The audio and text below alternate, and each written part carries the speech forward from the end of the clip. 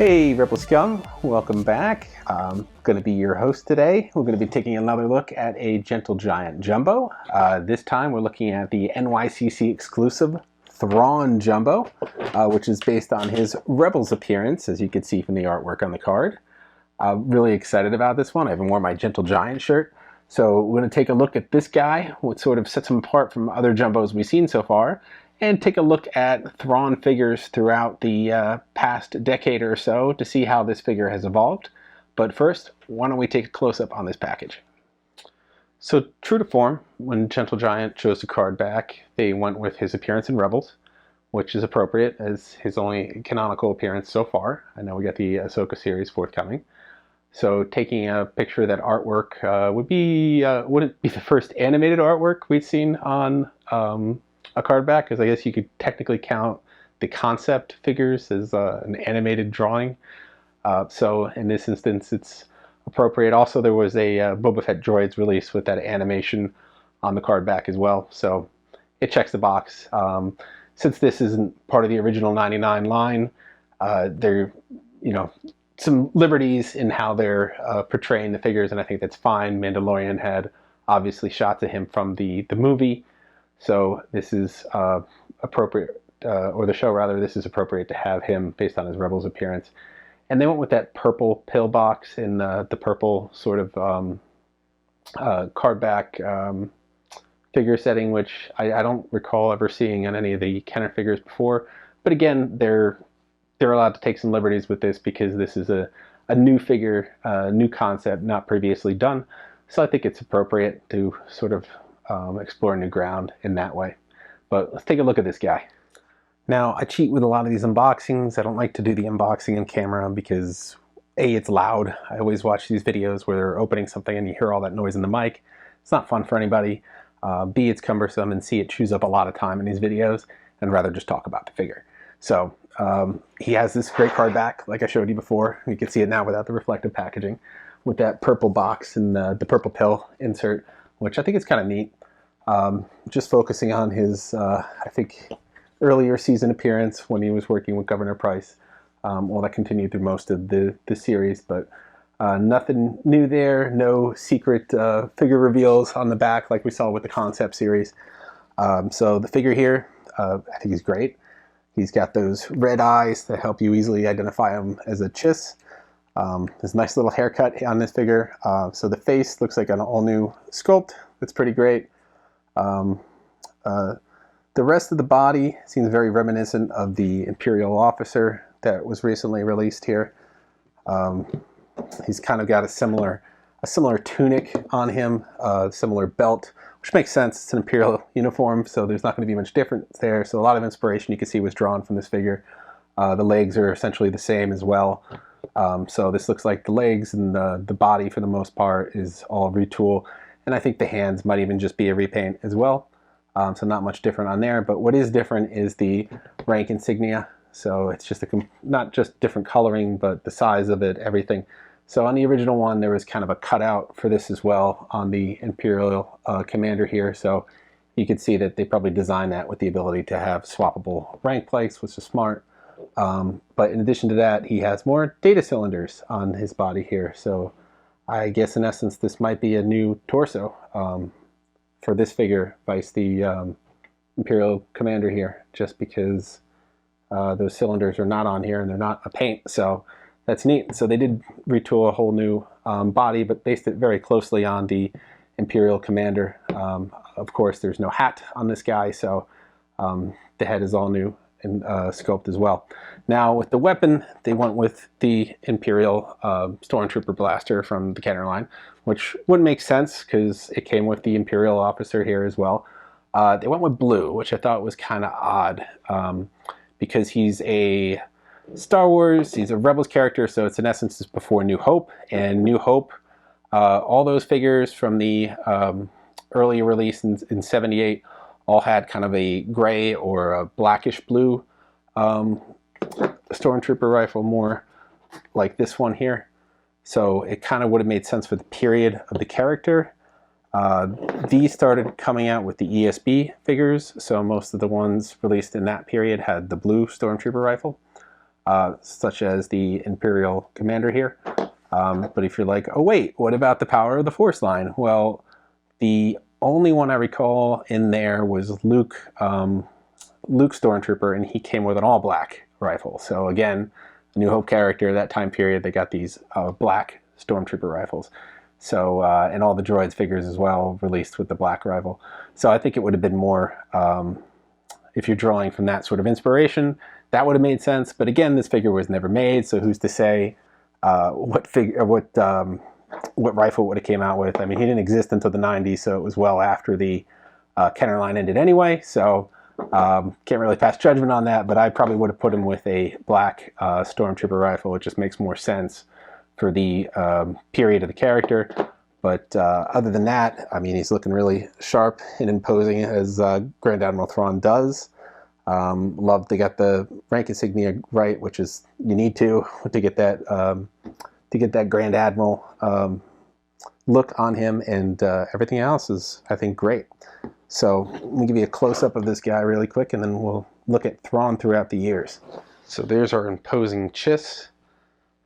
Easily holds the rifle, which is always hit or miss with these retro-style figures, and was sort of copied over into the jumbo size. These weapons are tough to get into their hands, and they were always tough, though. So I think that's a good imitation of the original line. But like we were saying, he has a lot of those features he's taken on from the Imperial officer figure that was recently released. So maybe, I don't know quite how they did the tooling, maybe it's just a front tunic is new. The rest of it is an exact copy of that figure, which makes sense because this is the Imperial uniform. This was the Kenner design for the Imperial uniform, so you'd want to emulate that in this figure. But it's nice to see they got all those details. They got the white uniform, looking really sharp. Impressed because, you know, this is a military guy. He takes care of those kinds of things. So great figure. Really happy they brought this into the line. It was kind of a surprise. Was quickly announced. I think initially it was meant for STCC, but it did not arrive in time, although it was in the promotional material for the show going into it. So glad we finally got this guy. And let's take a look at how Thrawn has evolved over the years as a figure. Well, I always love looking at figures and how they've changed over the years. So Thrawn first entered the Hasbro line back when they had an earlier publishing series where they took things that are now legends. So they brought in the Heir to the Empire, and they had a couple of figures from that set, and one of them was Thrawn, who you can see here with his Yalzamari monkey lizard thing. I cannot pronounce that. Basically, it has those red eyes, has that signature haircut, has that rank plaque, and then the sort of a unique blaster. But this was all pre-canon at this point, or before they changed things. So some design features or some appearance features might have changed over time with that. After that, I don't have it, but you can see in this picture here, in 2008, we got one in the Legacy series with Talon Karad. It was a comic 2-pack. Those were great figure sets that brought in a lot of fan favorite characters from the books.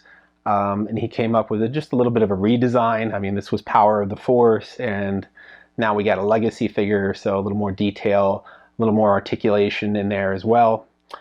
We didn't get another Thrawn until 2016 when we got the Rebels Thrawn, who came out in more of his cartoon look. This was the first canon Thrawn, so that was kind of cool. So he had a lot more detail. He had this little gold leaf on the shoulders, his epaulets here, but everything else was pretty much the same signature haircut and eyes. He had more defined cheekbones, which we kind of see in the Jumbo here, but the Jumbo is more based on the Rebels Thrawn, so that makes sense. So just little changes to his appearance there. So, but that was it, I believe, for the 375 characters. We only got those 3 so far. I haven't seen it. There's not a vintage collection Thrawn yet, so maybe we'll get there. Then we got this awesome STCC exclusive. I believe it was either in 2017 or 2018, where we get a box set of Thrawn as a Black Series figure. So again, this is based on his Rebels appearance, but hyper real, or I guess what they'd look like in real life appearance. So he's got a little bit more detailing in the face. The only downside to this figure, and this was a great figure, was they didn't get the silver on the border of the rank insignia. So that was kind of just left like this blank white, which was kind of annoying, because this was one of the best, I thought, Black Series exclusives to date. This Thrawn set with all the additional accessories. He's got a pistol on his belt here, a little bit more unique than a blaster rifle, but other than that, not much change in the design of Thrawn still. He's kind of remained true to the original character for the most part in the Admiral uniform design. And then we got, I believe it was later that year, the general release, pretty much the same character. They fixed the rank insignia with that silver background, and it really makes it pop. So this was kind of a must to get if you were a Thrawn fan, fixing that mistake of the first figure. After that, we got an archive release a couple years later. Same figure. I don't think they did anything to it. Maybe changed the toning, a little bit of the colors. I'm not sure. I never picked that one up because it just looked too similar to this one. So if you missed it, it was a great opportunity to get it again. If not, then I don't think you really need it. A lot of those archives are designed for people that didn't get them the first time around, except when they're photoreal for the first time. And he was after the photoreal trend started, so we already got a photoreal version. Well, there you have your Thrawns from our Heir to the Empire, the Rebels, to our Black Series, to now our first 12-inch in the series. You can see the skin tone a little bit different, a little bluer. I think that's fine. I think it'd be reminiscent of the Kenner line that had a limited color palette. They weren't getting to the subtle shades of blue, so I don't think there's anything wrong with that. Love this guy. Really glad they did him in the line. He's one of my fan favorites. I'm sure he's a lot of your fan favorites. So hopefully you get him too. I think he's going to look great with your expanding collection of jumbos. I'm glad they're continuing to go beyond the 99 and give us some figures that never made it into the original Kenner line. Of course, this guy wouldn't have because he didn't exist at the point, but characters like Grand Moff Tarkin, characters like the Sand Trooper that's coming forward, and it was something that was sort of teased on the artwork of that Cantina Adventure set, but never made his way into the line, and I think he would have been a really cool figure. Really excited about the concept or the prototype we saw at STCC, so we'll check out that guy next year. This is all I have for you on this guy. I hope this video has been informative. I hope it's made you want to appreciate him and go out and buy him because he's really awesome. I will be bringing you more jumbos. I love jumbos. I love to talk about them. I hope I can get you energized about them as well. It's a great line, and I hope Gentle Giant continues doing this line. So until next time, like, subscribe, follow. Keep checking back on rebelscum.com. There's always something new every day. And I will see you all soon, you Rebel Scum.